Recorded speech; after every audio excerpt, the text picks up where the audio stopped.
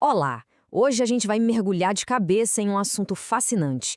Como a inteligência artificial generativa está se tornando uma colaboradora, uma parceira de peso na pesquisa científica. Pensa nisso aqui como um guia prático, principalmente para quem está começando, sabe? Dando os primeiros passos na iniciação científica. E para começar, vamos com essa frase aqui que é bem forte. A mensagem é muito clara, né?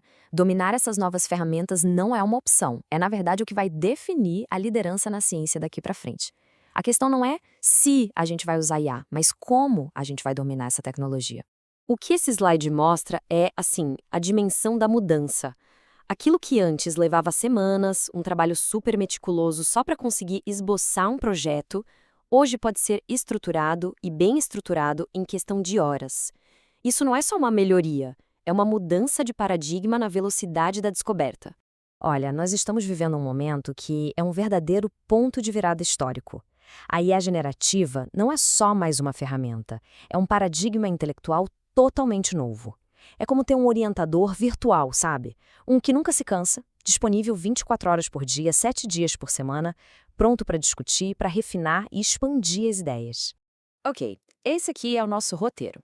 A gente começa falando desse novo aliado científico e apresenta o mapa do modelo Fiat Lux. Depois, a gente mergulha de vez na fase de planejamento com IA e passa pelas questões éticas. E por fim, vamos dar uma olhada no futuro da execução e divulgação, fechando com o chamado para a ação. Vamos entrar então no modelo Fiat Lux. Em latim, isso significa faça-se a luz. E a ideia central é essa mesma. Para iluminar o caminho da descoberta, a gente precisa de estrutura. Para tirar o máximo da IA, a gente precisa de um processo, de um mapa que vai guiar nossa colaboração com a máquina. E o modelo Fiat Lux se divide em 3 fases bem essenciais. O planejamento, que é onde a gente constrói toda a base, a execução, que é a hora de coletar e analisar os dados, e a divulgação, o momento de compartilhar o conhecimento. E a IA, bom, ela pode acelerar cada uma dessas fases. E esse aqui é o ponto-chave. A IA não está aqui para pensar no nosso lugar, muito pelo contrário. O papel dela é de uma parceira de debate, que desafia a gente, provoca, nos faz encontrar falhas na nossa própria lógica e, com isso, acaba expandindo o nosso pensamento crítico. Agora sim, vamos focar na primeira fase, o planejamento. Esse é o alicerce de qualquer pesquisa, né? E é exatamente aqui que a colaboração com a IA pode ter o maior impacto, garantindo que o projeto comece com uma fundação sólida, super bem definida.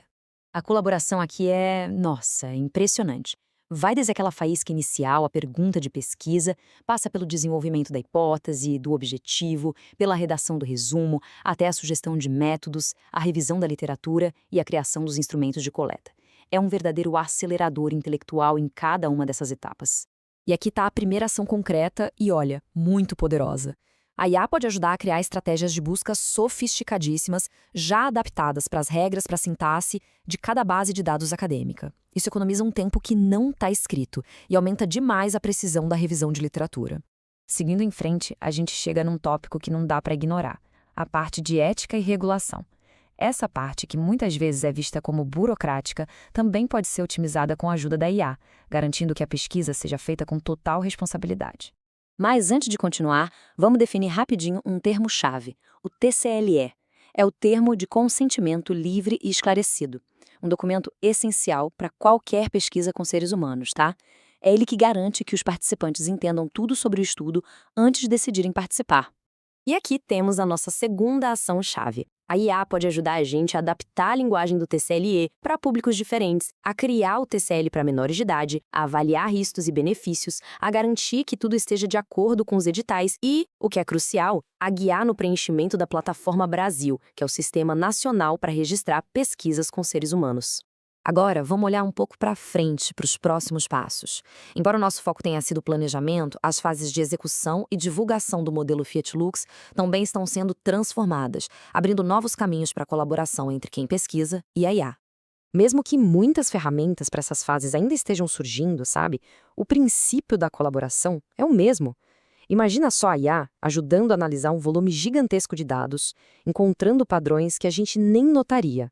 Ou ajudando a escrever o primeiro rascunho de um artigo, já formatadinho para uma revista específica, ou até criando o roteiro de uma apresentação de impacto para um congresso. O potencial é enorme. Com isso tudo, a gente chega ao nosso chamado para ação. Essa não é uma conversa sobre um futuro distante, não. Adotar a IA generativa é uma necessidade do presente para quem quer fazer pesquisa de ponta.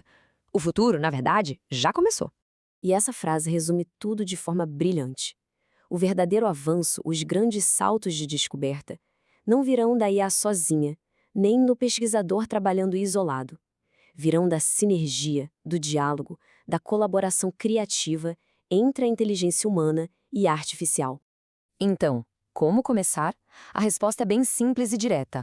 Tem que experimentar as ferramentas, testar os limites delas, questionar os resultados que elas trazem, integrar isso no dia a dia de trabalho e, acima de tudo, dialogar com a IA como se fosse uma colega de laboratório.